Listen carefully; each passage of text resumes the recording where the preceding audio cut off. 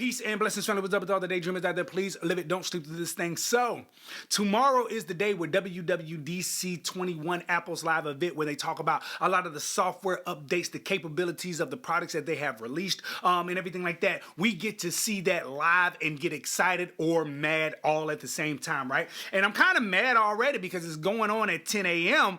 and I'll be at work.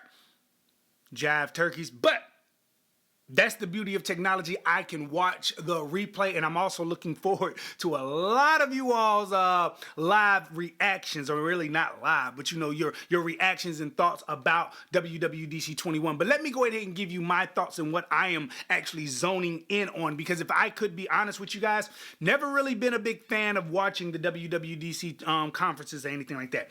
Never really did, but because I have really truly dived in and seen the power and the beauty of the iPad, that is what I am excited about. I want to see what the iPad Pro is going to be able to do, especially now that it has the M1 chip. And you guys know that I've been using the iPad Pro 2020 model and everything like that. I got the 11-inch, 128 gigabytes. I was already planning on saving up money, which I'm already doing right now. I'm in the process of saving up the money for it, moving into the 1 terabyte range, because 128 is just not enough. But with that M1 Mac chip, that's just an added bonus on top of what I'm trying to do. So I'm extremely excited about that. But this is what's going on in the rumor mill. Let me give you one of the big rumor mills that everybody's talking about, and then let me give you what I'm hoping. The one thing that I hope from this conference. So the rumor mill is that the iPad Pro 2021 with the M1 chip will be able to have users and creatives use Pro apps such as Final Cut Pro, Logic, those type of apps right there that are non-existent on the iPad will have the possibility of now being available on the iPad. Now, let me give you my thoughts on that real quick. It's simply this. I don't think they're going to be full-blown versions. I'm skeptical to see them do a full-blown version of those apps on the iPad. I think they're going to be somewhat a watered-down version, somewhat a stripped-down version, like a light version, where you can start your creative juices on there, but then you have to take it to your desktop, to your laptop, or to the Mac Mini or whatever. You have to take it to your Mac to finish it. I think that's what is going to happen. So you're going to get excited for that, and then you're going to get ticked off all at the same time, simply because it won't be a full-blown app or anything like that. It's just going to be a light version of it. I really think that's going to be the case and everything like that, because you got to think, Apple is building an ecosystem where you create all your devices connect together to create things on. More on that at another time, man.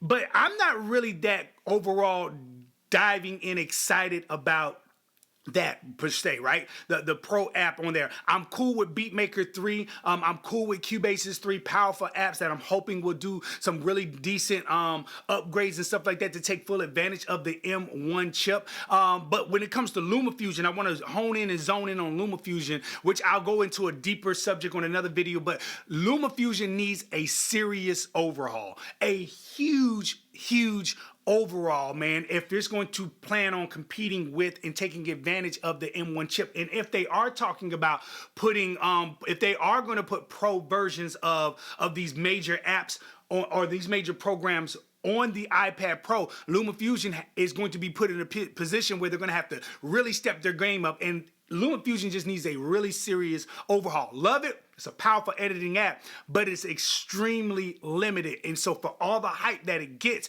if we're honest, LumaFusion is extremely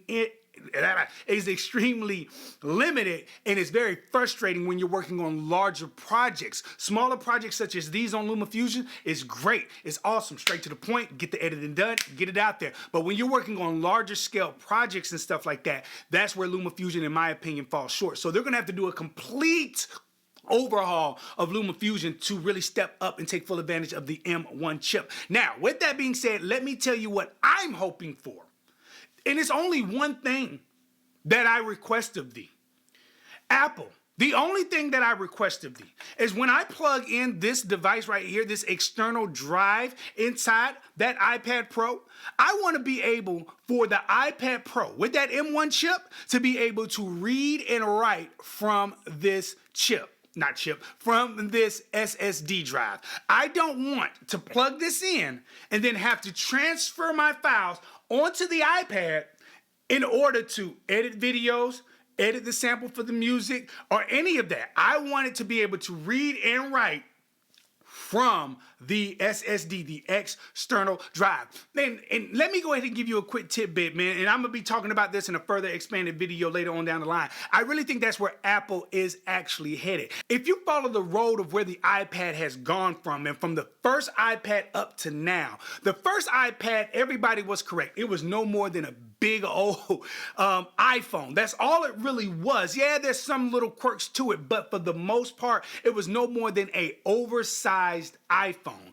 Apple, over the last years and couple of years, and just years upon years, to be honest with you, but Apple over the years has truly developed the iPad into sitting separate in a sense from the iPhone itself, and giving it its own platform, its own market, its own group of people that gravitate to it, that are creatives. So Apple has done a genius job, in my opinion, on what they've done with the iPad. They've made it a device that is not just now a oversized iPhone just to look like you got something, but now they've made it to where the question of, let me put it like this, the question of, can the iPad replace your desktop? I get it, people are like yes or no, but if we're honest, for those of you that it can actually do it, such as me, yes. I haven't edited a video, I haven't edited any music, I haven't recorded any music on my laptop at all. In fact, I only use my laptop to probably watch YouTube videos, and I probably only use it to type out a couple of things. Other than that, I can do all of that on my iPad, and for the most part, I actually do all of that on my iPad. I don't use my computer other than to watch YouTube videos for the most part. So at the end of the day, the iPad has truly stepped up its game to be an all-in-one content creative thing. And so right now, Apple, you're standing on the edge of pushing further out there into unknown territories with this device. So if you would just heed the call of the consumers, not just the consumers, but the individuals who actually use this for their daily lives, their daily creativity that ties into their businesses and stuff like that. Let it read and write from this. That's what I'm hoping for when it comes down to WWDC21. Out of all the things that they can talk about, out of all the things that they can mention, out of all the things that they can, wow, ooh, and everybody claps and all that stuff, the digital claps and all whatever the case may be. I just want this thing to read externally. That's it. I want it to write externally. That's it. Now, I might be wrong on the right part, but I want it to be able to read externally. If it can do that, shout it, ooh, I'll cry. I promise you, I'll cry. But anyways, man, that's what I'm looking forward to. It's not much. My wish list ain't much, as you can see. But that's what I'm really, truly looking forward to when it comes to talking about the iPad Pro 2021 with the M1 chip. Don't put all this power in there and drop the ball when you can get it right there past the goal line and really score a touchdown for the home team, man. Let's make that thing happen. I am not an Apple fanboy, to say the least, but I love what Apple is doing and where it is going. So, hey, that's your boy Sleep, man. Remember, dreams are meant to be lived, not slept through. Follow me on Instagram, man, if you want to see a little bit more in-depth stuff, a little bit here and there about the little quirks and stuff that go on in my life and everything like that. But other than that, please be safe. Don't get in no trouble. Much love and respect to you guys. Peace.